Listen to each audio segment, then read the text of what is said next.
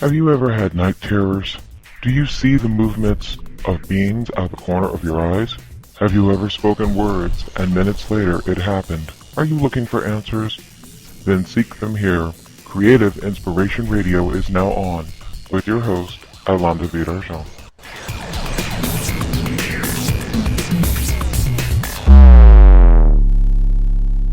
Hello, and welcome to this edition of Creative Inspirations Radio, also known as Creative iRadio. I'm your host, the Reverend Alanda Vidarjon, and in this edition is being brought to you by our friends at daymuse.com. On our last edition, we learned about Sir Arthur Conan Doyle and his great connection to spiritualism and ghosts. However, he was not a great supporter of another religion that's based upon spiritualism, Spiritism. Spiritism is a branch of spiritualism developed by Allan Kardec. Today it's mostly found in Brazil, and it emphasizes reincarnation. Sir Conan Doyle, along with most British spiritualists of the early 20th century, were indifferent to the doctrine of reincarnation. Very few supported it, however, only a significant minority were completely opposed to it, if only because reincarnation had never been mentioned by spirits contacted during seances.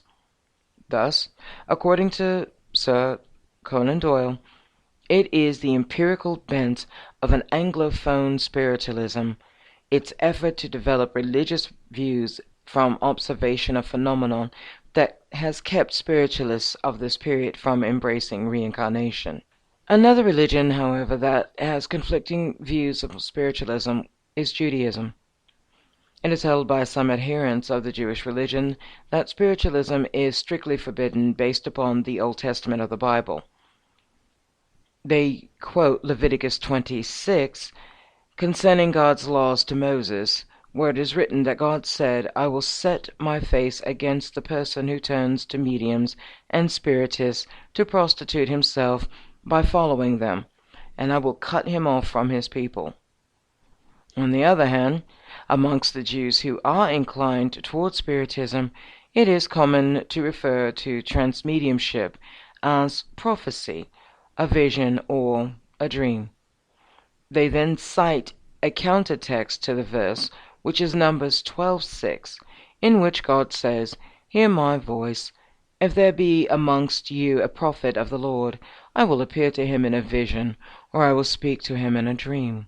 Within the Islamic faith, most notably Sufism, there are certain traditions that consider communication with the spirits possible. Additionally, the concept of tawassul recognizes the existence of good spirits on a higher plane of existence that are closer to God, and thus they are able to intercede on the behalf of humanity. Another religion, Hinduism, though heterogeneous, shares with spiritualism a belief in the existence of the soul after death, and it also the belief of ghosts and spirits. Hinduism teaches both reincarnation and ghosts, and Hindus believe that if a person were to die at an early age, such as by suicide or an unnatural death, that this spirit must roam the earth until their natural date of death. Once they've found their natural date of death, the spirit can be reincarnated into its next physical form. When the theories of evolution began sweeping the late 19th and 20th centuries, they started making the rounds amongst the spiritualists. Though not completely opposed, most did take pause. After all, the concept of evolution fit the spiritualist thought of progressive development of humanity. However, the theories of evolution included animal origins of humanity, which means that threatens the foundation of the humanity of the spirit if, in fact, a human was not created by God. It's scarcely plausible that they would be specifically endowed with spirits. But spiritualists are always quick to evolve, and they began embracing spiritual evolution. The spiritualist view of evolution didn't stop at death. In fact, they taught that after death, spirits progressed to spiritual states of new spheres of existence.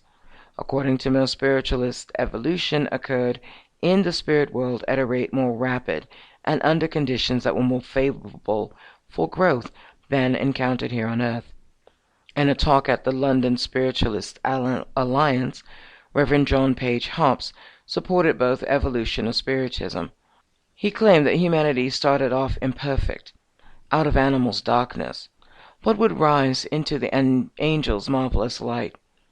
Hobbes claimed humans were not fallen, but rising creatures, and that after death they would evolve on a number of spheres of existence to perfection. Another spiritualist, Gerald Massey, claimed that Darwin's theory of evolution was incomplete.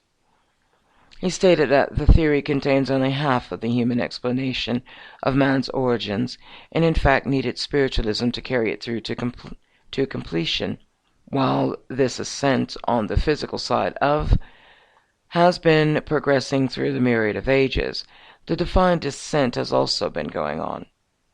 Man being spiritually incarnation with the divine as well as the human development from the animal creation. The cause of the development is spiritual. Mr. Darwin's theory does not in the least militate against spiritualism. In fact, it necessitates it.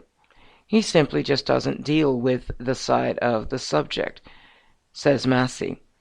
He cannot go lower than the dust of the earth for the matter of life, and for us, the main interest of our origin lies in the spiritual domain.